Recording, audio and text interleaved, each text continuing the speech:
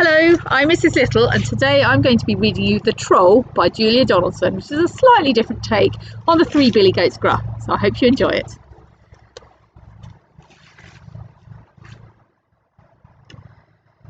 There once was a troll who lived under a bridge. Well, that's where trolls are supposed to live.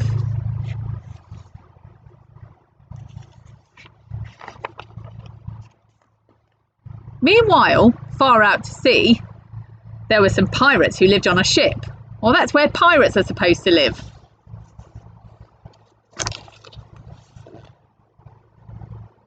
Trolls are supposed to eat goats, but no goats ever came trip-trapping over this troll's little bridge, so he ate fish instead. But one morning he heard a faint noise on his bridge. Up he popped, and he said what trolls are supposed to say, which is, "Who's that trip-trapping over my bridge?" "I'm not trip-trapping, I'm scuttling," said a tiny black creature, "and I'm a spider." "Oh, bother, I thought you were a goat," said the troll. "No, goats have fur," said the spider. "Never mind, I'll eat you anyway," said the troll. "You'll make a nice change from fish."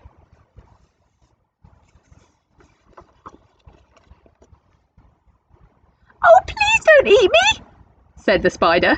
"Why don't you go further down the river to the next bridge? It's a much better bridge for goats." "All right then," said the troll. So he packed up his frying pan and his cookery book and off he strode.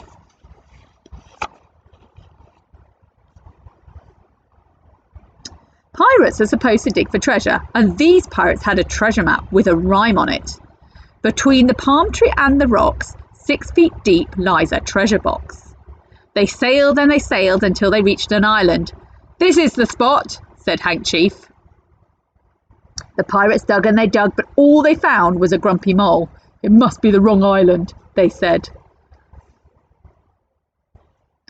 All that digging had made them hungry. It was Ben Buckle's turn to do cooking. He cooked fish pie. "It's soggy," said Percy Patch. "It's slimy," said Peg Polka Dot. "When we find the gold, we can buy a decent cookery book," said Handkerchief. And they set sail again.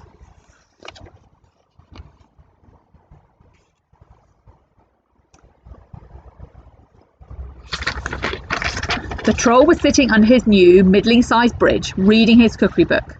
Suddenly, he heard a sound above his head. Up he popped. "Who's that trip-trapping over my bridge?" he roared. "I'm not trip-trapping, I'm pattering," said a furry creature. "I'm a mouse." "Oh, bother, I thought you were a goat," said the troll. "Nope, goats have longer ears," said the mouse. "Never mind, I'll eat you anyway," said the troll. "I'm getting sick of fish." "Oh, please don't eat me," said the mouse. "Why don't you walk down to the next bridge? There are goats trip-trapping over that one all the time." Very well," said the troll, and he packed up his things and off he strode.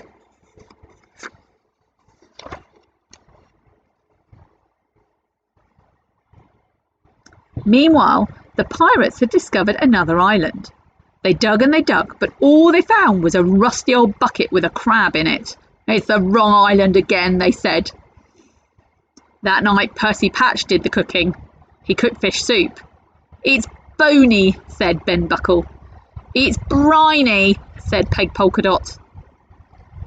"If only we could find the gold, we could pay for a proper cook," said Handkerchief.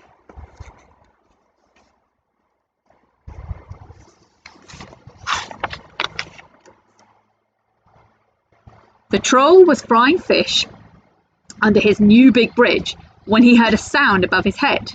Up he popped. "Who's that trip-trapping over my bridge?" he bellowed. "I'm not trip-trapping, I'm lolloping," said a creature with long ears, "and I'm a rabbit." "Oh, bother, I thought you were a goat," said the troll. "Nope, goats have hooves," said the rabbit. "Never mind, I'm going to eat you anyway," said the troll. "Anything's better than fish." "Oh, please don't eat me," said the rabbit. "Why don't you walk down to the next bridge? There are herds of goats trip-trapping over that one." "Are you sure?" asked the troll. Once again, he packed up and off he strode.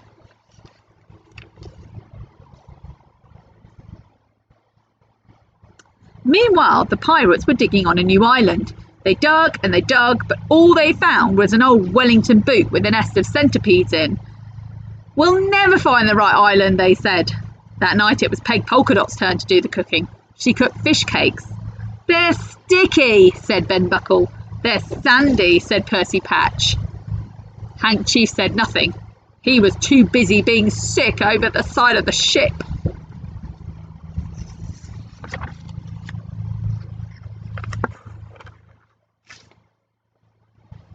The Troll's river grew wider and wider. Then it stopped being a river and it flowed into the sea. The Troll found himself on a sandy beach. "There isn't another bridge," he said. "The rabbit was tricking me." But then he spotted some hoof prints in the sand. "A goat at last!" he cried. He looked around, but he couldn't see any goats. "Never mind, it'll probably come back tomorrow," he said. The Troll followed the footprints, and they led him to a spot between a tall palm tree and two big rocks. "I know," he thought. "I'll dig a pit. Then tomorrow the goat will fall into it and I can eat it."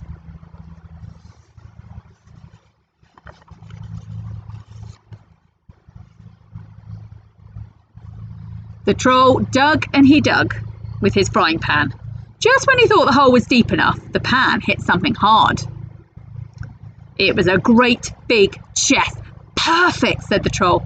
"I can hide in here and keep warm. Then when the goat falls into the hole, I'll open the lid and pop up." He lifted the lid. The chest was full of round gold things.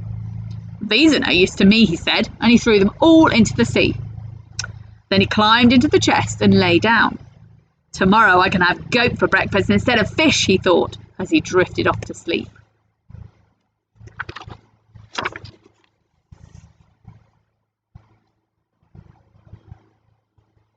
It was dark when the pirates arrived at the next island. "This is the spot," said Hank Chief. "But someone's been digging here already," said Ben Buckle. "Don't say they found the treasure before us," said Percy Patch. "No, look, here it is," cried Peg Polkadot. The chest was heavy. "It must be full of gold," said Hank Chief. "Quick, back to the ship before anyone stops us."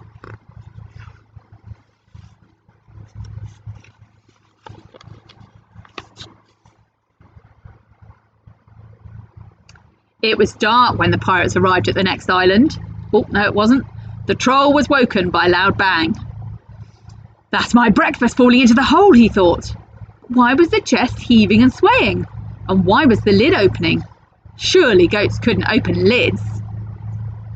The lid opened wide. Staring down at the Troll were 4 angry pirates. "Where's the gold?" shouted Hank Chief. I threw it in the sea," said the Troll. "The plank! The plank!" yelled Ben Buckle and Percy Patch. "Make him walk the plank!"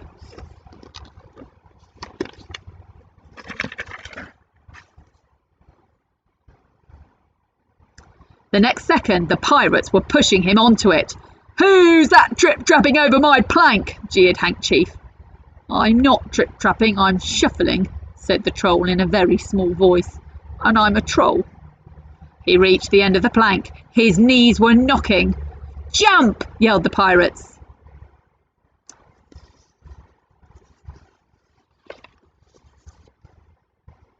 But just then, Peg Polkadot came running up. "Wait!" she cried. "I found something else inside the chest." In one hand she held the Troll's frying pan, and the other hand she held his cookery book. "Stop!" called Hank Chief. He looked at the Troll in a new way. "Can you cook?" he asked. "Yes," said the Troll, and "Yes!" shouted the pirates. "Then you can stay," said Hank Chief. "Thank you," said the Troll, and he shuffled back along the plank. "When shall I start?" "Now," said Hank. The pirate showed the Troll the ship's kitchen. The Troll grinned. He turned to his favourite page in his cookery book.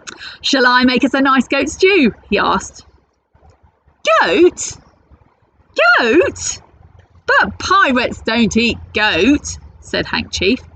"We want what pirates are supposed to eat." "And what's that?" asked the Troll.